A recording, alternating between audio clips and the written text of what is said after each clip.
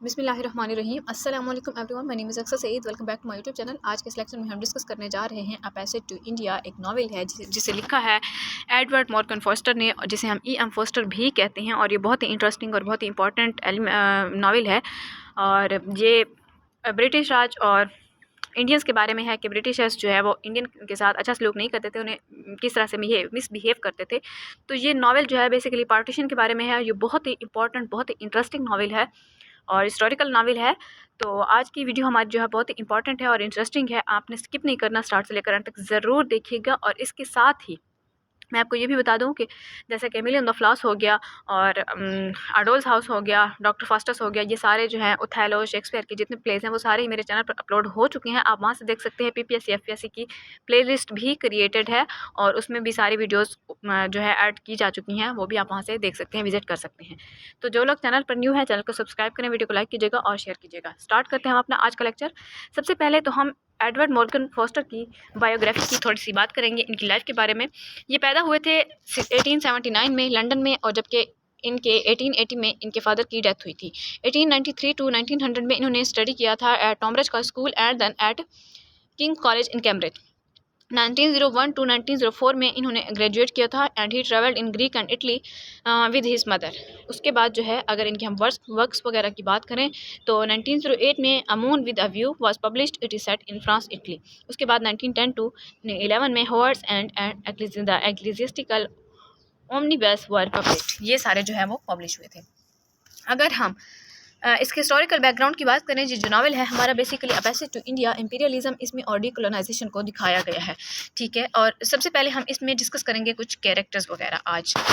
तो कैरेक्टर्स में अगर हम देखें तो बहुत सारे कैरेक्टर्स आते हैं, जैसे कि डॉक्टर फील्डिंग हो गया और डॉक्टर अजीज़ हो गया, मिसेस मूर हो गया, अडिला गुस्टेड हो गए, और इसी तरह से प्रोफेसर गॉडबुल हो गया जो कि हिंदू प्रोफेसर था, और रॉनी हेस्लॉप हो गया जो कि अडिला का फ्यांसी था, मिसेस मूर का बेटा था, सिटी मैजिस्ट्रेट भी था। तो सबसे पहले हमारे पास है डॉक्टर अजीज़ जो कि एक मुस्लिम डॉक्टर था, और ये मोस्ट ही कम्प्लेक्स कैरेक्टर है, इंटेलिजेंट भी है, आउटगोइंग भी है, सेंसिटिव भी है, लेकिन समटाइम्स जो है ये सस्पिशियस और इरेशनल हो जाता है। और इससे जो है ये शो करता है hospitality and kindness to Adela and Mrs Moore. और मिसेस मोर से इसकी मुलाकात होती है मस्जिद के अंदर, मॉस्क के अंदर, क्योंकि इस नावल के जो है वो 3 पार्ट्स बताए गए हैं। तो इसके अलावा जो है फिर अडिला क्विस्टर जो है इसे जो है वो अरेस्ट करवा लेती है कि इसने मुझे सेक्सुअली हरास किया है इस वजह से, और फिर बाद में वो अपना वो केस वापस भी ले लेती है।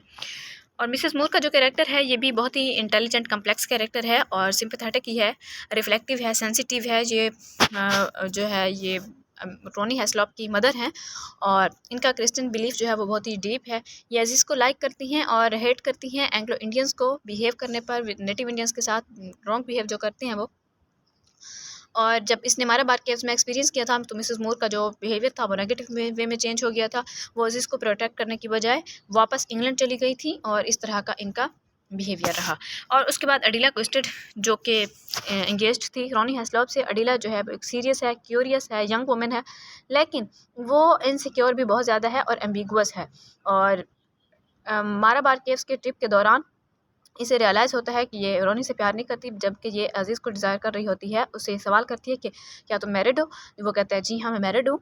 और अजीज़ जो है क्योंकि मैरिड होता है और उसकी बीवी की डेथ हो चुकी है और उसके 3 बच्चे भी हैं, तो ये उससे कहती है कि तुम्हारी कितनी बीवियाँ हैं? तो अजीज़ को ये सवाल जो है बहुत ही परेशान करता है। इस वजह से वो वहाँ से थोड़ा दूर चला जाता है उन केव्स में से, और इसे लगता है कि कोई मेरा पीछा कर रहा है, जबकि इसका पीछा कोई और कर रहा होता है, लेकिन वो अजीज़ नहीं होता। और इसे लगता है कि अजीज़ इसका पीछा कर रहा है, और इस वजह से ये डर के भाग जाती है। तो इस टाइप का कैरेक्टर है ये। और फिर जो है बाद में ये ख़ुद उसी की इनोसेंस को प्रूव भी करती है और वापस चली जाती है। और रोनी जो है इससे अपनी इंगेजमेंट ब्रेक कर लेता है। और रॉनी हेस्लॉप जो है ये मिसेस मूर का फर्स्ट सन है, और ये अडिला से इंगेज्ड है, जैसा कि आपको मैंने पहले ही बता दिया है। सिटी मैजिस्ट्रेट भी है, और ट्रायल के बाद ये अडिला से ब्रेक ऑफ कर देता है।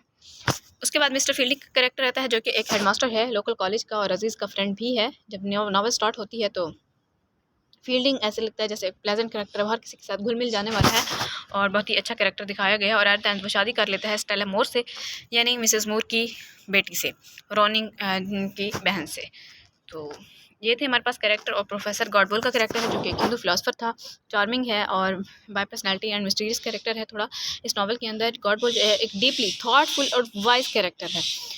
एंड तो ये थे हमारे पास आज के लिए। इसमें हमने कैरेक्टर्स देखे और बायोग्राफी देखी और अभी हम सेटिंग की भी बात कर लेते हैं। तो इसमें शॉर्ट सी सेटिंग मैं आपको बता देती हूँ, यानी शॉर्ट सी समरी का वे। मेजॉरिटी जो है इस नावल की वो चंद्रपुर में सेट की गई, लेकिन एट द एंड जो है ये माओ में किया गया। इसे 3 पार्ट्स में डिवाइड किया गया। मॉस्क में ये दिखाया गया कि मिसेस मूर और अजीज़ की, डॉक्टर अजीज़ की मुलाकात होती है।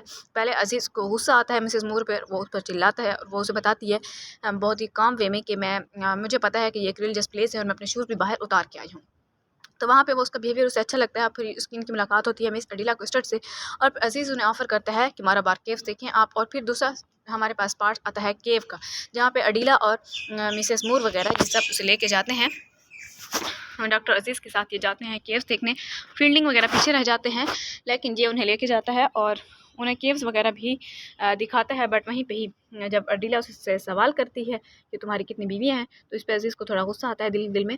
वो वहाँ से थोड़ा दूर चला जाता है और गाइड से भी पूछता है। अडीला भी थोड़ी दूर चली जाती है, गाइड से वो पूछता है तो वो कहता है कि मुझे नहीं पता अडीला कहाँ है, और वो गाइड को गुस्से में थप्पड़ मार देता है और वो वहाँ से चला जाता है। तो इस तरह से अजीज़ पर ट्रायल हो जाता है, यानी अजीज़ को पुलिस अरेस्ट कर लेती है क्योंकि अडीला जो है वो जाके उस पर केस कर देती है। और टेम्पल जो है ये लास्ट सीन है जिसमें अजीज़ को पता चलता है उस ट्रायल के बाद जो है अडीला ने उसे छुड़ा लिया था वहाँ से। उसने खुद कह दिया था कि ये इनोसेंट है, जबकि ऐसा कुछ नहीं है। और फिर रोनी ने उससे अपनी इंगेजमेंट ब्रेक कर ली और अडीला जो है वापस इंग्लैंड चली गई और मिस्टर फील्डिंग जो है उसने शादी कर ली थी स्टीला मोर से। ये था लास्ट। और फिर दोबारा से ये नावल जहाँ से शुरू हुई एंड भी वहीं पे होती कि क्या एक इंडियन और एक ब्रिटिश यानी फ्रेंड्स हो सकते हैं या नहीं। तो ये था हमारा आज का lecture. I hope it's clear to all of you. Thank you very much. अल्लाह हाफिज़।